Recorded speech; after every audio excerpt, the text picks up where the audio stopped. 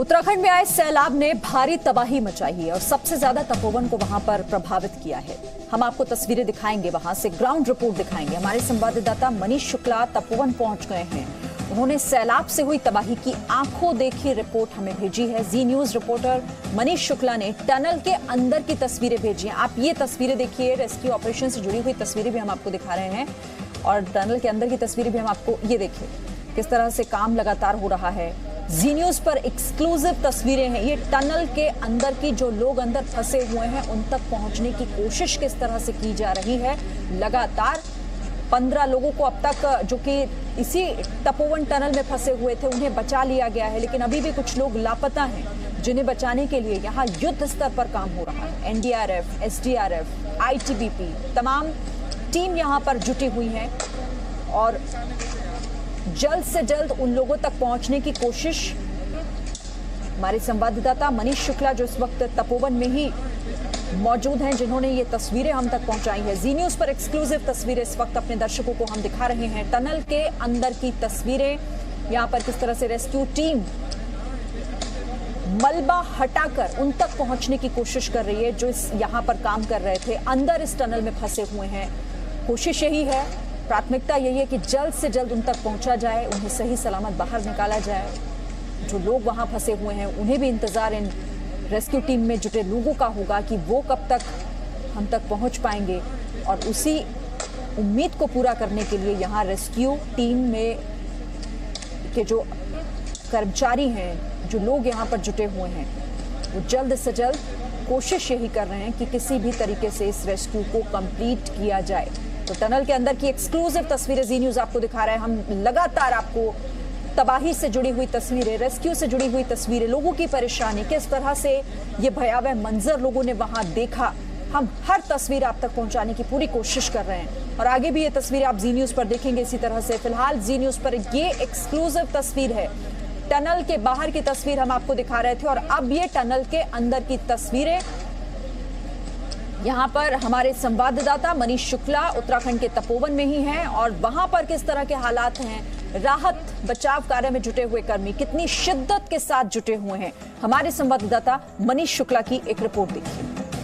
हम इस वक्त उत्तराखंड के तपोवन में हैं। ये वो जगह है जहां पर एक बड़ा हादसा हुआ था। 24 घंटे करीब होने वाले हैं और लगातार यहां पर रेस्क्यू ऑपरेशन चलाया जा रहा है। अगर आप देखें तो यहां पर आईटीबीपी की टीम है, यहां एनडीआरएफ की टीम है और उसके साथ ही इंडियन आर्मी और एयरफोर्स लगातार असिस्ट कर रही है। जो सबसे बड़ा चैलेंज इस वक्त ये है कि ये जो टनल है करीब 180 मीटर लंबी बताई जा रही है और इस टनल के अंदर ये कहा जा रहा है कि करीब 34 से 35 लोग इसके अंदर हो सकते हैं जो मिसिंग हैं, जिनके बारे में ये माना जा रहा है कि शायद वो दबे हैं और इसी वजह से लगातार रेस्क्यू ऑपरेशन चलाया जा रहा है। सबसे जो बड़ी बात यह है कि जैसे ही हादसा हुआ, क्योंकि यहाँ आईटीबीपी जोशीमठ में आईटीबीपी की सेक्टर हेडक्वार्टर है और तुरंत आईटीबीपी यहाँ पर सही समय रहते पहुँच गई, राहत और बचाव काम में लग गई। लेकिन उसके बाद जिस तरीके से ऑपरेशन शुरू हुआ, प्रधानमंत्री ने भी इस पूरे मामले की जानकारी ली और कैबिनेट सेक्रेटरी ने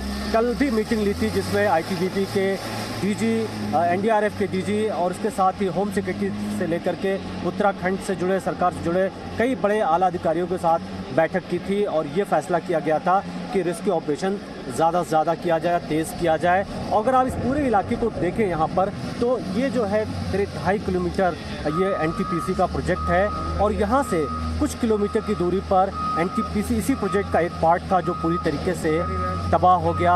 और अभी भी देखें तो चारों तरफ मलबा फैला हुआ है, हर तरफ मिट्टी है और जिस तरीके से यहाँ पर मलबा है, ये अपने आप में एक बड़ा चैलेंज है क्योंकि लगातार यहाँ पर जो एनडीआरएफ की टीम है या आईटीबीपी की टीम है वो लोगों को ढूंढ रही है और जैसे जैसे जिनके घर के लोग यहाँ मिसिंग हैं वो लोग यहाँ पर आ रहे हैं, पता करने की कोशिश कर रहे हैं कि जो लोग निकाले जा रहे हैं उनमें उनके घर के लोग हैं कि नहीं।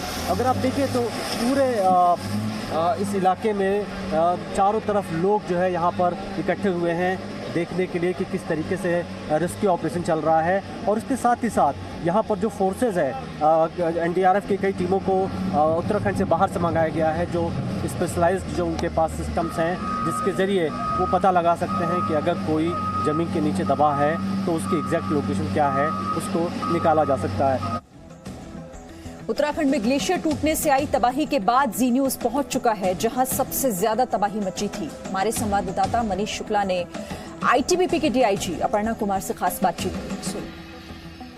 हम इस वक्त ग्राउंड जीरो पर हैं और लगातार आईटीबीपी यहाँ पर रेस्क्यू ऑपरेशन में लगी हुई है और आईटीबीपी के साथ एनडीआरएफ, इंडियन आर्मी की टीम है। लगातार आप देख रहे हैं कि यहाँ पर इस वक्त लोगों को बचाने का काम चल रहा है। जो लोग मिसिंग हैं उनको ढूंढने का काम चल रहा है क्योंकि इस बात की आशंका है कि यहाँ पर करीब 35 से 36 लोग दबे हो सकते हैं। हमारे साथ इस वक्त यहाँ डीआईजी अपर्णा है आईटीबीपी की, जिनसे हम बात करने की कोशिश करेंगे।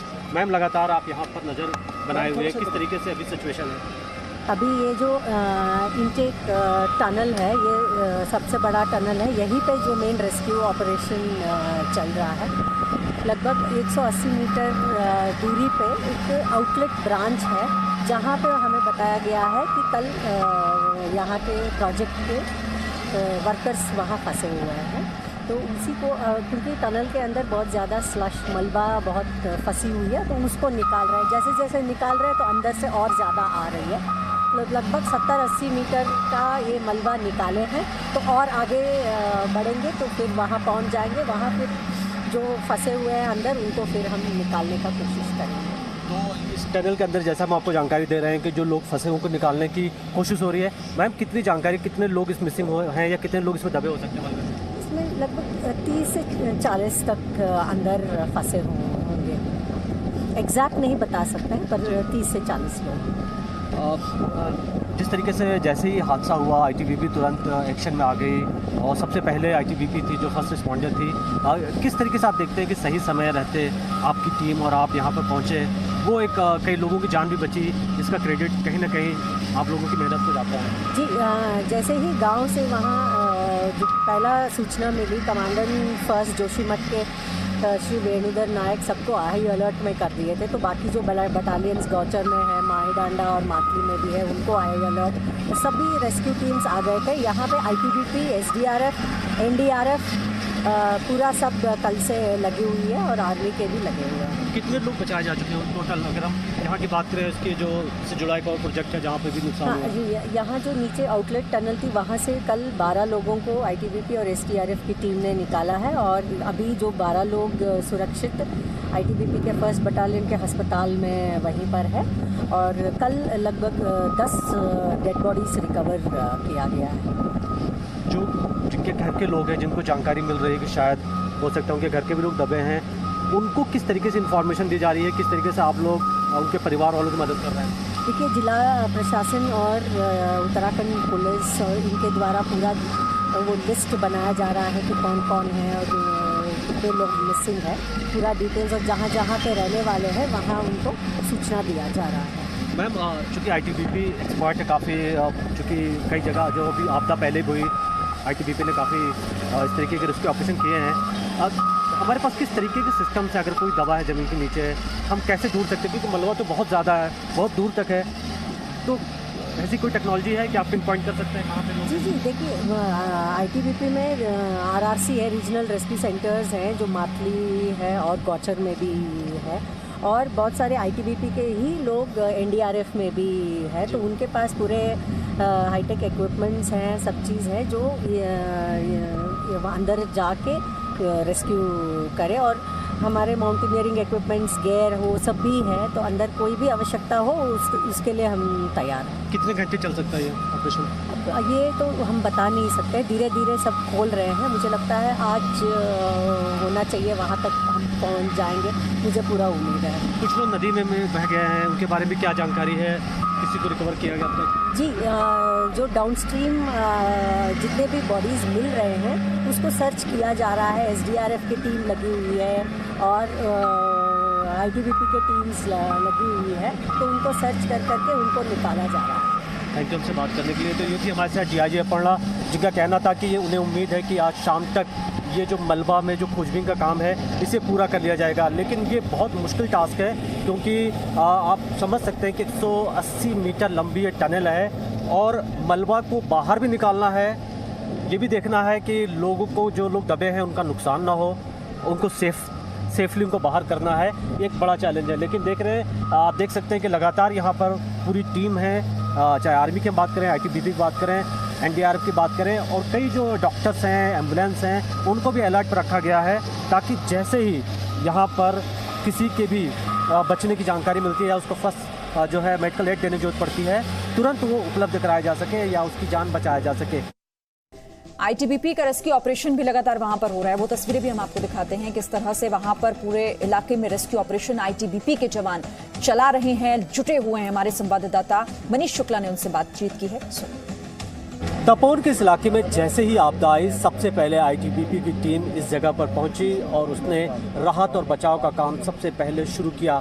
आप ये कह सकते हैं कि ITBP ने समय रहते जिस तरीके से यहाँ पर ऑपरेशन किया, कईयों की जान बच गई। और हमारे साथ इस वक्त ITBP के वो हीरोज़ हैं जिन्होंने यहाँ पर आकर के लोगों की मदद की, उनकी जान बचाई। हम इनसे बात करेंगे, जानने की कोशिश करेंगे कब इनको पता चला और किस तरीके से इन्होंने लोगों की मदद की।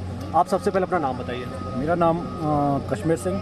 कश्मीर जी, बताइए कि कब आप लोगों को पता चला कि यहाँ पर NTPC के प्रोजेक्ट पे इतना बड़ा हादसा हुआ है, और फिर क्या आप लोगों ने किया? सर, जो हमारे अफसरों द्वारा आदेश मिला हमारे को कि वहाँ पर ये हादसा हो गया है, तो हम लोग वहाँ से चल पड़े जान के लिए आगे। आप क्या कहना है? सर, मेरा नाम करम सिंह नेगी है। करम सिंह जी, जब आप यहाँ के लिए निकले तो आपके पास क्या क्या सामान थे, क्या आप लेकर के निकले, और आपने क्या सोचा था कि इतना बड़ा हादसा होगा जब आप लोग निकले, या फिर छोटा मोटा हादसा था? सर, हम actually mountaineering and skiing institute Auli में थे, और जब हादसा हुआ तो एक्चुअली नंदा देवी की तरफ से जो फाइट आउट पूरा क्लाउड उठ रहा था, तो फ़ोन के द्वारा लोगों को पता, मतलब फ़ोन हो गए थे कि भाई यहाँ से जो है कि ग्लेशियर टूट गया है। तो हम पहले औली में ही प्रिपेयर तैयार हो गए थे कि कुछ ना कुछ हादसा होने वाला है। फिर हमने सबसे पहले तो अपना सामान, इक्विपमेंट तैयार कर लिया था। जैसे ही हमें अधिकारियों द्वारा आदेश मिला कि आपको इंसिडेंट साइट पर जाना है, तो हम अपनी गाड़ी में सीधे अपनी इंसिडेंट साइट पर पहुँचे। आप ये बताइए, इतना ज़्यादा मलबा आप लोगों ने कैसे आप लोगों को पता चला कि कौन कहाँ पे हो सकता है, किस तरीके से आपने ढूंढा? जैसे ही हमें पता चला और आदेश मिले कि तो हम तुरंत अपनी रेस्क्यू टीम गठित करके, जो पहले से ही प्रिपेयर्ड रहती है ऑलरेडी औली में, हम तुरंत अपनी टीम के साथ यहाँ पर आए। हमने 4 अलग अलग टीमें बनाई और अलग अलग जगह हमने स्पॉट में सर्च किए। जैसे ही हमने यहाँ पे जो लोकल काम करते हैं उनके वर्करों से उनसे कुछ आइडिया लिया, उन्होंने हमें थोड़ा सा गाइडेंस दी। फिर हम तुरंत अपने जो हमारे स्पेशलिस्ट हमारे साथ हैं उनके साथ, और जो हमारे अधिकारी हैं उनके कोऑर्डिनेशन से हम तुरंत उनके डायरेक्शन में हमने ये जो टनल यहाँ पे की चांसेस थी कि कोई लाइफ हैं, तो वहाँ पे हमने काफ़ी नैरो थी, मलबा काफ़ी भर गया था, उसके बावजूद भी हमारे जो रेस्क्यू टीम के मेंबर हैं उसमें दाखिल किए काफ़ी अंदर तक, और जितने पॉसिबिलिटी है उतने जो जिंदे हैं उनको, मतलब जो लाइफ हैं उनको बाहर निकाला, और इवनिंग तक हम ये बाकी काम करते रहे। कश्मीर जी, हमने वो वीडियो देखा जिसमें एक आदमी मलबे से बाहर निकला और किस तरीके से खुश था, उसकी जान बच गई।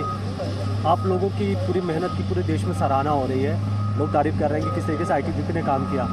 कुछ और बताइए अपना एक्सपीरियंस कि किस तरीके से आप लोग यहाँ पर ऑपरेशन कर रहे हैं, और अभी क्या लग रहा है कि जिस तरीके से मलबा है, कितना और टाइम लगेगा?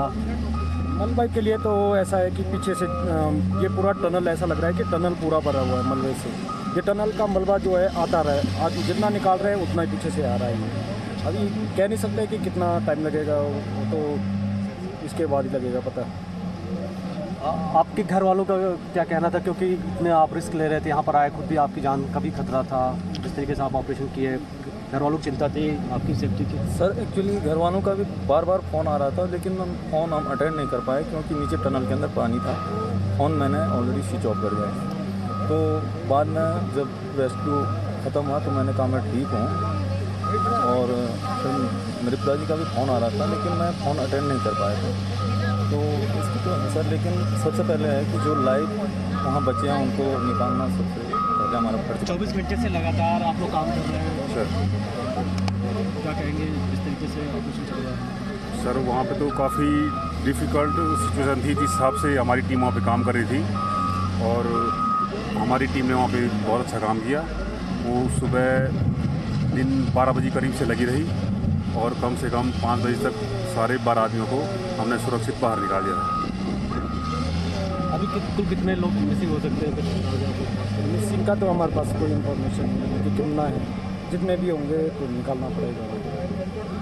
तो आप देख सकते हैं कि यहाँ पर ये आईटीबीपी के जो हीरो हैं, जिस तरीके से उन्होंने सबसे पहले यहाँ पर आए और लोगों को रेस्क्यू किया। पूरे देश भर में आईटीबीपी की तारीफ़ हो रही है, क्योंकि जिस तरीके से समय रहते उन्होंने कईयों की जान बचाई। हालांकि अभी भी लगातार यहाँ पर रेस्क्यू ऑपरेशन चल रहे हैं और ये उम्मीद की जा रही है, पूरा देश उम्मीद कर रहा है कि जो भी लोग यहाँ फंसे हुए हैं सभी सुरक्षित बाहर निकलें। Manish Shukla, Zee media, Uttarakhand. Presenting V News app available on Google Play and App Store. Download it now.